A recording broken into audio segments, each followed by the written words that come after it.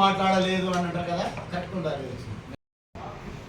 లగచర్ల గ్రామంలో దుద్యాల మండలంలో అధికారులపైన చేంజ్ చేసుకోవడం ఏమైనా చర్య, దీన్ని తీవ్రంగా ఖండిస్తూ ఉన్నాం.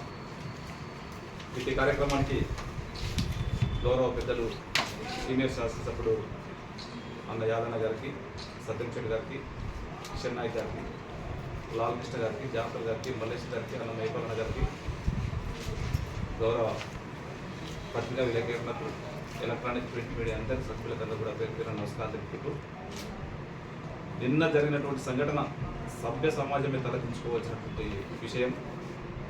దీని వెంబడి ఎవరున్నారో మనకు అందరూ కూడా తెలుసు.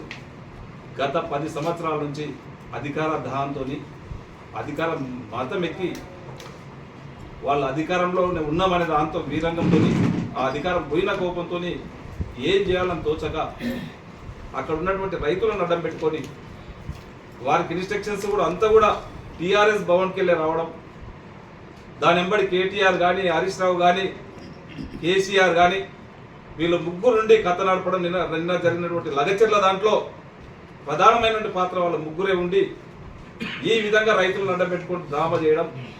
ఎందుకంటే గత 10 సంవత్సరాల నుంచి వికారాబాద్ జిల్లాకు వాళ్ళు చేసింది ఏం లేదు. ఇప్పుడు వికారాబాద్ జిల్లా గౌరవ ముఖ్యమంత్రి గారు జిల్లాని డెవలప్ చేయడం ఒక మంచి ఉద్దేశంతో ఈరోజు అక్కడ లగచర్లలో ఫార్మా ఇండస్ట్రీస్, ఫార్మా కంపెనీస్ తీసుకొస్తూ ఉంటే వాళ్లకు కళ్ళు మండి ఈరోజు కొడంగల్ నియోజకవర్గం ఫార్మా అబ్బే కానివ్వండి, ఈరోజు ఎడ్యుకేషన్లో ఒక మెడికల్ ఇన్స్టిట్యూషన్ కానివ్వండి, ఒక వెటర్నరీ ఇన్స్టిట్యూషన్ కానివ్వండి, ఒక ఇంజనీరింగ్ కాలేజ్, పాలిటెక్నిక్ కాలేజ్ రావడం వాళ్ళకు అసూయతోని వీళ్ళు ఆ రోజు ఏదైతే తెలంగాణ గవర్నమెంట్ ఏదైతే మేము కోటి ఎకరాలు ఇస్తాం అని చెప్పి ఏదైతే గవర్నమెంట్ వాళ్ళకి వచ్చి 10 సంవత్సరాల నుంచి మన దగ్గర ఆ రోజు గౌరవ మరిచెన్నారెడ్డి గారు స్థాపించినటువంటి కోటిపల్లి ప్రాజెక్టు కూడా వాళ్ళు ఒక 10 రూపాయలు కూడా ఇవ్వకపోవడం, ఈ రోజు మన ముఖ్యమంత్రి గారు ప్రత్యేకంగా శ్రద్ధ పెట్టి మన జిల్లాను డెవలప్ చేద్దామంటే కొంతమంది కిరాయి మూకలతోని అధికారుల పైన దాడి చేపించడం చాలా దురదృష్టకరం. దీంట్లో ఎందుకంటే వాళ్ళ జనాలలో ఎక్కడ కూడా వాళ్ళని తీసేసిండ్రు.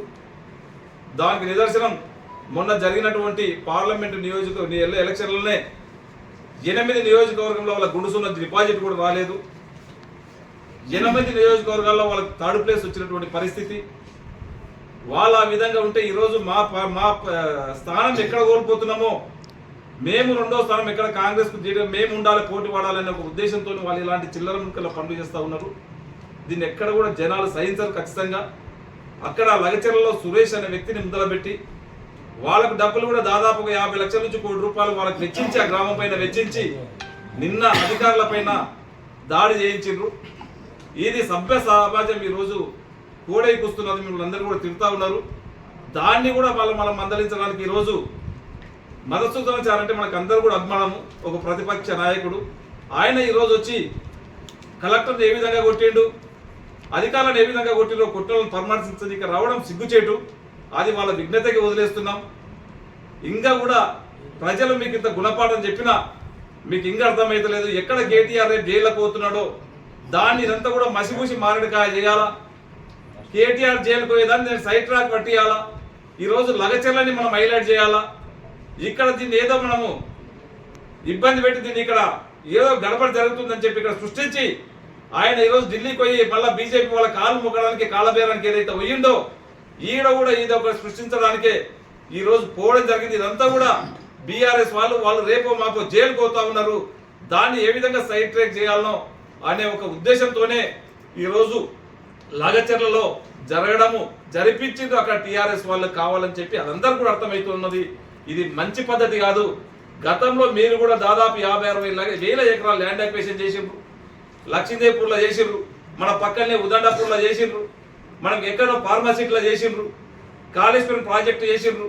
ఎక్కడ కూడా వాళ్ళకి సహకరించినము, వాళ్ళ కాంపెన్సేషన్ ఎక్కువ ఇప్పమని చెప్పినాము, ఇవ్వండి చెప్పినాము.